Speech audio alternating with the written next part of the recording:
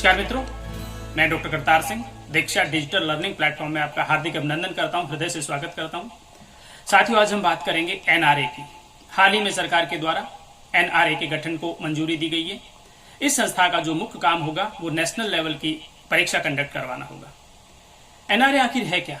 NRA यानी national recruitment agency मुख्य रूप से राष्ट्रीय स्तर की जो भर्ती होगी उस भर्ती को पूरा करवाने का काम जो है वो एनआरए को सौंपा जाएगा।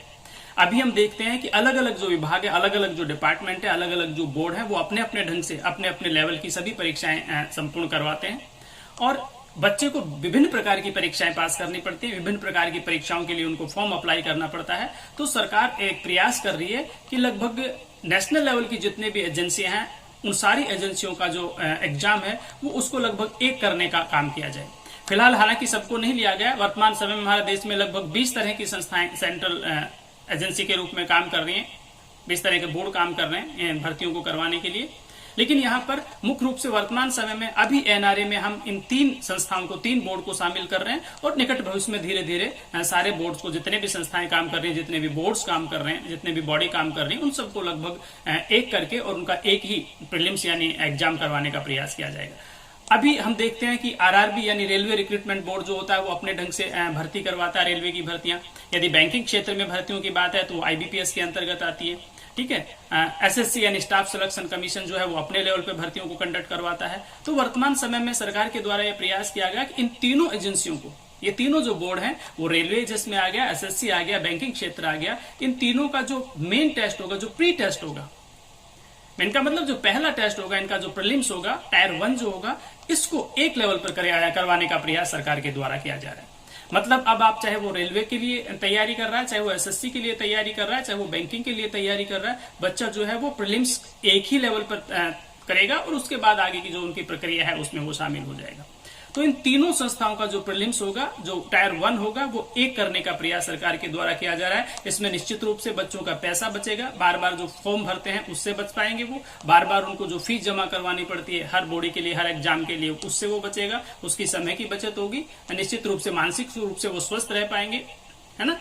तो बच्चों के लिए निश्चित रूप से एक बहुत बड़ा फायदा इसमें होने वाला है। युवाओं के लिए एक बहुत बड़ा फायदा हो रहा है। ऐसे बेरोजगार भाई बहन जो हर समय मतलब नौकरी के लिए बार बार फॉर्म, जो भी कोई रिक्रूटमेंट होता है, जो भी कोई वैकेंसी विज्ञप्ति जारी होती है, रिक्तियां, तो उसमें तुरंत प्रभाव से वो उसमें शामिल होने का प्रयास करता है। स्वाभाविक प्रक्रिया भी है, इसलिए उन सबको धीरे धीरे एक करने का प्रयास सरकार के द्वारा किया जा रहा है। बहुत अच्छा कदम है। समय की मैंने बताई बात, समय की बचत होगी इसमें, पैसे की बचत होगी इसमें, ठीक है, और मानसिक रूप से बच्चा स्वस्थ रहेगा। अब इसका मुख्य रूप से प्रावधान क्या होगा? तो हमने बताया कि प्रीलिम्स की बात कर रहे हैं। मैं बात कर रहा हूं अभी केवल और केवल प्रीलिम्स की। ठीक है, मतलब जो पहला टायर इनका होगा, फर्स्ट जो टायर होगा इनका, जिसको हम प्री कह सकते हैं, उस प्री में ये लोग अपने ढंग से सबको कॉमन करके मतलब ये एग्जाम ले लेंगे। जब बच्चा उसको पास कर लेगा, उसका जो क्राइटेरिया होगा उसके आधार पर उसको जो वो पार कर लेगा, फर्स्ट स्टेप को ये पार कर लेगा, पहली स्टेज को पार कर लेगा, उसके बाद बॉडी अपने ढंग से काम करेगी। रेलवे अपने ढंग से काम करेगा, एसएससी अपने ढंग से काम करेगी, आईबीपीएस बैंकिंग क्षेत्र अपने ढंग से काम करेगा। मतलब टायर 2 और टायर 3 की जो भर्तियां हैं वो उसी आधार पे की जाएंगी। ये केवल पहला स्टेज पार करेंगे। इसके बाद इनका जो भी इनकी जो स्कोर रहेगा, उस स्कोरिंग के आधार पे वो आगे जो विज्ञप्ति जारी होंगी अपने अपने विभाग में, उसके आधार पर 2 और 3 टायर करेंगे। वो चाहे उनका वो मेन एग्जाम कह लो, उसका दूसरा जो रहेगा उसमें 3 स्टेप के रूप में वो इंटरव्यू वगैरह का जो भी उनका प्रावधान रहता है वो वही रहेगा। मतलब बोर्ड अपने ढंग से काम करते रहेंगे, जो बॉडी अपने ढंग से काम करती रहेगी। ये तो कॉमन केवल और केवल टायर फर्स्ट को यानी प्रीलिम्स को, उनके प्री एग्जाम को एक करने का प्रयास किया जाए। एक बार बच्चा जब इस प्री को पास कर लेगा तो इसकी जो वैलिडिटी होती है, ठीक है, 3 साल के लिए वो उसका जो टेस्ट है वो वैलिड रहेगा। उसका जो भी सर्टिफिकेट मिलेगा पासिंग का, उसका जो क्राइटेरिया होगा उसको पास करने का, वो 3 साल के लिए वैलिड रहेगा। ठीक है, और ऐसा नहीं कि एक बार आपने पास कर लिया तो आप दोबारा उसमें नहीं जा सकते, आप उसमें इंप्रूवमेंट के लिए जा सकते हैं। ठीक है, आप उसमें इंप्रूवमेंट कीजिए और जब आप इंप्रूवमेंट कर लेंगे तो जो भी आपका हायर स्कोर होगा, जो भी आपका अच्छा स्कोर होगा, उसको शामिल किया जाए। ऐसा नहीं है पहली बार आपके ज्यादा था, आपने इंप्रूवमेंट के लिए प्रयास किया और आपका कम रह गया, कोई फर्क नहीं पड़ता, डरने की आवश्यकता नहीं है। आपका जो पहले वाला उसको स्वीकार किया जाए, क्योंकि अभी आप टेट में देख लो तो भी ऐसा ही होता है। ठीक है, और अन्य एग्जाम जेई मेन वगैरह में जो होते हैं इसमें 2 बार साल में करवाया जा रहा है, और उसमें भी जो उसका जो अच्छा स्कोर होता है, हाई स्कोर होता है, उसको ही अपन उसको स्वीकार करते हैं सरकार के द्वारा। तो इसमें कोई डरने की बात नहीं है। साल में 2 बार एग्जाम होगा और जब भी आप चाहें इसमें इंप्रूवमेंट दे सकते हैं और आपका जो हायर स्कोर होगा उसको उसमें स्वीकार किया जाएगा। तो एक अच्छी बात है, 3 साल के लिए आपका एक बार वैलिड हो गया, इसलिए 3 साल में आप चाहें तो उसी के आधार पर तैयारी करते रहे 3 साल तक। अलग अलग बॉडीज में जब विज्ञप्ति निकलती है उसमें प्रयास करते हैं, और यदि आप चाहें तो आप उसमें इंप्रूवमेंट कर सकते हैं। ठीक है।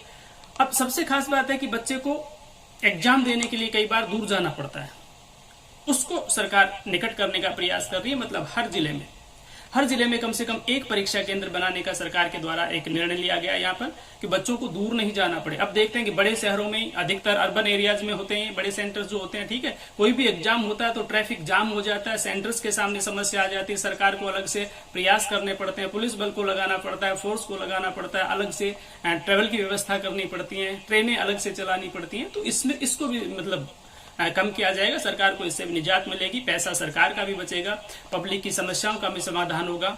लोगों को दूर जाना पड़ता है, उस दूर जाने से भी मतलब उनको मुक्ति मिलेगी।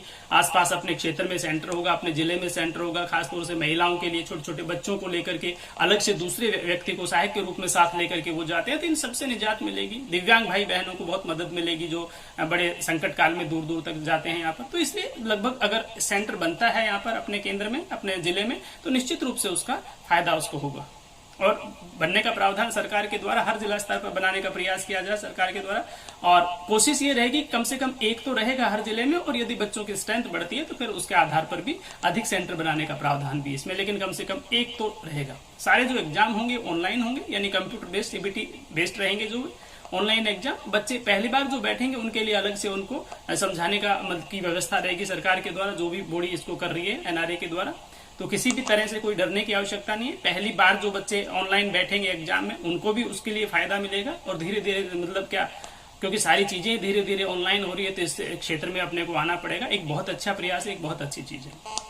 इसके साथ ही एक और बहुत महत्वपूर्ण विषय हमारा कि जैसे अभी राष्ट्रीय शिक्षा नीति आई 2020 की, जो शिक्षा नीति आई, इस शिक्षा नीति में भी भारतीय भाषाओं को, क्षेत्रीय भाषाओं को ऊपर उठाने का प्रयास किया गया है, और यहाँ भी कुछ ऐसा ही है। यदि शिक्षा नीति के संबंध में आपको किसी भी तरह की जानकारी चाहिए तो लेवल 1 और लेवल 2 दो वीडियोज हमारे शिक्षा नीति, राष्ट्रीय शिक्षा नीति के ऊपर है। स्कूली शिक्षा का हमारा अलग से वीडियो है, आई बटन में जाकर आप उसको देख सकते हैं।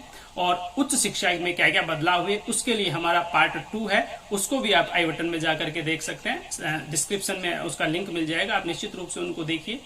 भारतीय भाषाओं के बारे में सरकार ने अच्छा प्रयास किया है, तो यहाँ भी हमारे जो पेपर होंगे, जो एग्जाम के पेपर होंगे, वो भी भारतीय भाषाओं में बनाने का प्रयास सरकार के द्वारा किया जा रहा है। अभी वर्तमान में लगभग 12 भाषाओं को चुना गया है कि लगभग 12 भाषाओं में जो पेपर है वो उपलब्ध करवाए जाएंगे, और आने वाले दिनों में जैसे जैसे ये बॉडी जो है वो सेटअप हो जाएगा, इसका पूर्ण रूप से धीरे धीरे इसका विस्तार करेंगे, और जितनी भी हमारी मान्यता प्राप्त भाषाएं हैं उन सभी मान्यता प्राप्त भाषाओं में जिस जिसकी आवश्यकता होगी धीरे धीरे इसका विस्तार किया जाएगा, इसको विस्तृत करके, और लगभग सभी भाषाओं में धीरे धीरे पेपर उनको उपलब्ध करवाए जाएंगे, जिससे क्षेत्रीय भाषाओं का ज्ञान रखने वाले जो शिक्षार्थी हैं उनको केवल अब इंग्लिश के ही पीछे नहीं दौड़ना पड़ेगा, केवल हिंदी भाषा में ही नहीं पढ़ना पड़ेगा, जिस भाषा में वो चाहेंगे उस भाषा में उस एग्जाम को दे सकते हैं। ठीक है, भविष्य में मैंने कहा कि लगभग सारी भाषाओं को धीरे धीरे जोड़ने का प्रावधान किया गया है। अब केवल इतना ही नहीं है कि इसको टायर फर्स्ट को केवल अभी 3 इन संस्थाओं तक रखा गया। मैंने बताया रेलवे भर्ती, आरआरबी के, आईबीपीएस बैंकिंग वाले, एसएससी वाले, इनके साथ साथ वर्तमान में तो इन तीनों को शामिल किया गया, लेकिन निकट भविष्य में जितनी जल्दी हो सकेगा, संभव हो सकेगा, बड़ी जल्दी ही जितनी भी सेंट्रलाइज हमारी लगभग 20 संस्थाएं काम कर रही उन सबको इसके अंडर में लेने का प्रयास किया जाएगा। और केवल इतना ही नहीं, सरकार का यह भी प्रयास है कि आने वाले समय में प्राइवेट क्षेत्र तक हम इस योजना का विस्तार करें। यदि हम प्राइवेट सेक्टर में इसका विस्तार करेंगे, सरकार के द्वारा इसका विस्तार किया जाएगा, तो एक बहुत अच्छा फायदा लोगों को होगा कि प्राइवेट सेक्टर में जो लोग जाने वाले हैं उसको भी कम से कम इस एग्जाम के माध्यम से मतलब अच्छे लोग मिलेंगे। जो संस्था हायर करेगी उसको पता चलेगा कि भाई जो बंदा हम हायर कर रहे हैं, जो लोग हमारे पास आ रहे हैं यहाँ पर रिक्रूटमेंट जिनको हम कर रहे हैं, निश्चित रूप से उनका लेवल क्या है, उनका स्तर क्या है, कौन से एग्जाम को पास करके आए, उनकी स्कोर क्या रहा है, हाईएस्ट स्कोर क्या रहा है, उनका हाईएस्ट स्कोर क्या है। ठीक है, तो ये उनको फायदा मिलेगा। कंपटीशन टफ होगा, युवाओं के लिए फायदा है। मैं कह रहा हूँ पढ़ने वाले बच्चों के लिए, पढ़ने वाले युवाओं के लिए फायदा है, डरने की आवश्यकता नहीं यहाँ पर, क्योंकि जब सारे लोग एक साथ बैठेंगे, अभी तो मान लो 3 संस्थाओं को शामिल किया गया, अभी सरकार के एक आंकड़े के मुताबिक इन तीनों संस्थाओं में लगभग 2.5 करोड़ के आसपास जो है वो लोग बैठते हैं। ठीक है, और धीरे धीरे जब हम इसका विस्तार करेंगे तो इसका स्तर तो व्यापक चला जाएगा। कल्पना कीजिए कि इतने लोग जब एक साथ एक ही एग्जाम में प्री में बैठेंगे तो कंपटीशन तो टफ होने वाला है। और मुझे लगता है कि पढ़ने वाले बच्चों के लिए कोई प्रॉब्लम नहीं है, क्योंकि जो पढ़ेगा वो तो आगे जाएगा यहाँ पर, है ना, छट जाएंगे लोग, ये छलनी का ही काम करेगा। मतलब निश्चित रूप से इसमें स्क्रीनिंग यही की जाएगी कि मतलब जो लोग आगे जाने वाले हैं वो पास करके आगे चले जाएं, है ना, फिल्टर हो जाए, और मतलब जो छटने वाले लोग हैं वो नीचे रह जाए। यहाँ पर ये बहुत अच्छा प्रयास है सरकार के द्वारा। तो मेरा कहने का मतलब ये है कि निश्चित रूप से इसको प्राइवेट सेक्टर तक भी ले जाया जाएगा। बहुत अच्छी बात है, सरकार कोशिश कर रही है कि लगभग 2021 में जो हमारी नया साल जो आएगा उसमें हम इस व्यवस्था को लागू कर दें। प्रयास किया जा रहा है, क्योंकि इसके लिए सेटअप की भी व्यवस्था पड़ेगी। हालांकि फंड सरकार ने जारी कर दिया है, इसके लिए जितना भी पैसा लगना चाहिए था, जो भी इन्होंने अनुमान लगाया उस आधार पर फंड की घोषणा कर दी है। तो धीरे धीरे इस सेटअप को पूर्ण रूप से तैयार किया जाएगा। जिन जिला स्तर पर हम बात करें, उन जिला स्तरों पर भी अपने को देखना पड़ेगा। जहां हम सेंटर्स देंगे, सरकार के द्वारा सेंटर दिए जाएंगे, वहां भी लैब विकसित करनी पड़ेगी, कंप्यूटराइज लैब विकसित करनी पड़ेगी। कुछ क्षेत्रों में होंगी, कुछ में नहीं होंगी, परंतु बहुत जल्दी सरकार का जो प्रयास है, बहुत जल्दी इन सारी चीजों को कर दिया जाएगा। एक बार पुनः मैं आपको स्पष्टीकरण दे दूं इस बात का कि कुछ लोग समझते हैं कि मतलब बस ये प्री एग्जाम पास किया और सीधी नौकरी लगी, ऐसा नहीं होगा। संस्थाएं अपने ढंग से काम करेगी, रेलवे बोर्ड अपने ढंग से काम करेगा, एसएससी बोर्ड अपने ढंग से काम करेगा, आईबीपीएस अपने ढंग से काम करेगा। ये केवल टायर 1 की परीक्षा है, स्तर 1 की परीक्षा है। स्टेप 1 जब आप पार कर लोगे, पास कर लोगे, इसके बाद आपका जो स्कोर होगा 3 साल के लिए सुरक्षित रहेगा। 3 साल में आप जब भी किसी डिपार्टमेंट में, संबंधित विभाग में वैकेंसी निकलती है तो आप अप्लाई करेंगे, और जो टायर 2 और टायर 3 की जो परीक्षा है वो संबंधित विभाग ही अपने ढंग से उसको लेगा। ये केवल और केवल स्टेप 1 की परीक्षा है, ठीक है। परंतु मैंने बताया कि इसमें फायदा होगा। निश्चित रूप से आप बार बार फीस भरने से बचेंगे, आप बार बार की भागदौड़ से बचेंगे, यहाँ वहां आपको जाना पड़ता है, आप उससे बचेंगे, ठीक है। मानसिक रूप से आप स्थिर रह पाएंगे। यहाँ पर दिव्यांग को दूर जाने की बजाय मतलब राहत मिलेगी, लेडीज को वहां पर दूर जाने की बजाय राहत मिलेगी, युवाओं को दूर जाने से राहत मिलेगी। अपने आसपास के केंद्र वो मतलब रहेंगे, अपने आसपास की तैयारी वो करेंगे, समय की बचत होगी। तो निश्चित रूप से सरकार का प्रयास है, बहुत सराहनीय कदम है, अच्छा है ये। आप सब लोगों को इसके लिए तैयार रहना चाहिए, इसको स्वीकार करना चाहिए। स्वीकार तो हम करेंगे, हमारे लिए तो अच्छी चीज है, स्वीकार नजरअंदाज करने का या उसका तो कोई सवाल ही पैदा नहीं होता। तो निश्चित रूप से हम सब के लिए फायदेमंद है। आपको कमर कस लेनी चाहिए, क्योंकि जो आपका कंपटीशन है वो टफ होने वाला है। डरने की आवश्यकता नहीं है, क्योंकि जो पढ़ने वाले लोग हैं, मेहनत करने वाले लोग हैं, निश्चित रूप से इसमें आगे आएंगे। तो साथियों, इसमें फिलहाल इतना ही इस वीडियो में। अगले वीडियो में फिर आपके साथ उपस्थित होंगे। यदि आपको लगता है कि हमारी जानकारी कहीं भी आपको थोड़ा बहुत आपको फायदा पहुंचाने वाली है, तो निश्चित रूप से हमारे साथ जुड़िए, हमारे चैनल के साथ जुड़िए। हम किसी तरह का कोई दिखावा नहीं करते, किसी तरह कोई नहीं। हम एजुकेशन, जो मैं खुद एजुकेशन से जुड़ा हूँ, पिछले 28 वर्षों से हायर एजुकेशन में, उच्च शिक्षा में पढ़ा रहा हूँ। तो आपको एक अनुभव के आधार पर हम आपके साथ जानकारी शेयर करते हैं। मित्रों, फिलहाल इतना ही। तब तक के लिए नमस्कार। अगले वीडियो के लिए इंतजार कीजिए। जय हिंद, जय भारत।